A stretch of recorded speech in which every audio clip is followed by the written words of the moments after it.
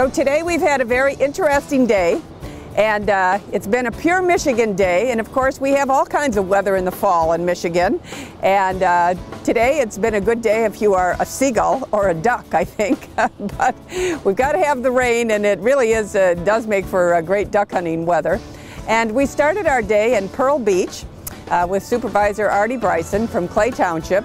And we were looking at a fishing pier that actually is in existence right now, but they're going to resurface it all. It's really underutilized. And so the township is going to turn it into one of the best fishing piers known to man, I think, as it juts out into the North Channel there. And they have, it's interesting because it's got a very deep and quick fall off there, so it gets real deep right at the end of the pier. So they're really looking forward to some great walleye fishing there, and of course perch and everything else that our whole area in the St. Clair Flats are famous for. And then we traversed by ferry, of course, across to Harsens Island, where we met with, again, with Supervisor Bryson from Clay Township, and also Chuck Miller, who's a trustee on the board there. And he also serves as sort of the liaison and the head of the volunteer group that is trying to attack Phragmites. And a lot of people might say, what are Phragmites? Well, we hear a lot about invasive species with fish, but we don't think too much about invasive species when it comes to plants. And these Phragmites are an invasive species plant that are literally choking very valuable and necessary wetlands and marshes. And they have just, they're just exploded, unfortunately. They're growing like crazy. And we really see that very vividly on Harsens Island. So what has happened in the last number of years is there's been a number of different grants. It's been a concerted effort by all the stakeholders at the federal level, the state level, certainly the local level, to eradicate these Phragmites. And on Harsens Island, again, they have done some remarkable work. What you're looking at here is an area that has not been treated, right? Right. This is untreated Phragmites, and as you can see, it chokes out the marsh. Nothing can really live there, and it's pretty much useless land. Right, Chuck? Right. And ducks cannot. Ducks, deer can't live there. Pheasants, nothing. So these things really just choke everything out, right? Right. They really do. Yes. Yeah. So recently, the Ducks Unlimited program had a grant with the DNR, and they were able to come in here for 2 years and treat large areas of state land for Phragmites.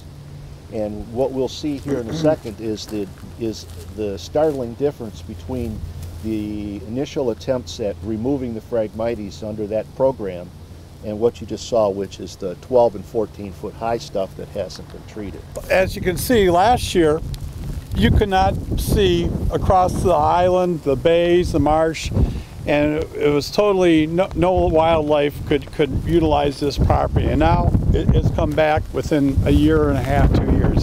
You know, I was just commenting, I mean, I look at these Phragmites, and now as I've grown up and I've seen these Phragmites growing all over the place, now I look over here and this is how I remember it as a kid.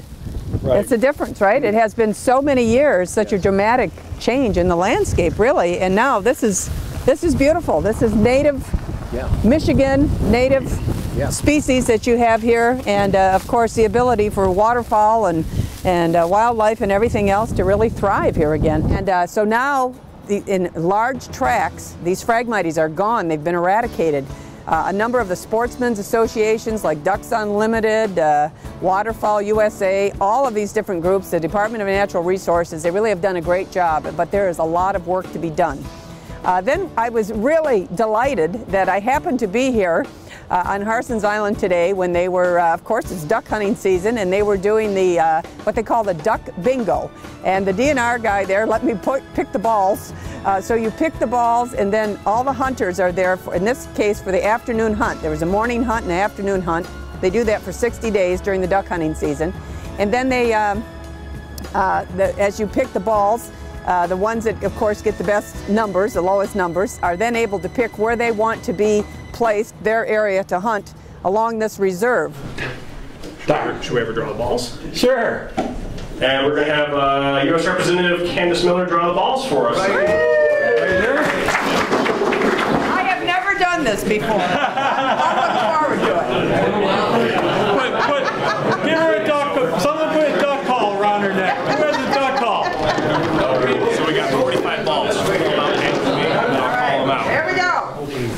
42. Yeah! All right. 17. 20. 36. 22. This beats counting votes in Washington any day. Now the reserve, the St. Clair Flats Wildlife Refuge, is about 3,300 acres, and it is a fantastic area that has been financed, again, principally through fees, hunting fees, etc., and it is maintained that way. And so it is really a wonderful wildlife conservation area. And then at noon, in between the morning hunt and the afternoon hunt, we were able to go out on the dike system with the DNR, and oh my gosh, the sky was black with ducks. There's so many different breeds of ducks there, and there were literally herds of deer, and they gave me these binoculars, and I have to say one of my staff, who's a big deer hunter, literally grabbed the binoculars away when he saw this huge rack from a buck. It didn't even look real, it was so huge. So at any rate, it's a way for us, again, to really pay tribute to all of our conservation and sportsmen's associations, because they do wonderful, wonderful work in maintaining all of these areas. And there's so many of these groups, when they do get a deer, they give the venison to some of the charitable organizations. And you know, my district that I represent so proudly actually has as many, if not more, sportsmen's associations, registered sportsmen's associations than anywhere else in the country. And so that was a very interesting thing. Then from there, we left Harsens Island. We went up to Marysville, which is, the city of Marysville is doing really some unbelievable work in playing to their strength, which of course is the St. Clair River. And so they, like many other sort of industrial areas over the years, are now recognizing how valuable the waterfront is, and they have done a beautiful job, a magnificent job of restoring, and they're in the process of restoring much of the waterfront, Chrysler Beach, which is now a swimming beach, and of course, again, fishing. We're going to have a new fishing pier there, and these kinds of things. So it was really interesting for me to be able to see what's happening in the city of Marysville. They are working as a team very, very well together. And in concert actually with the county as well.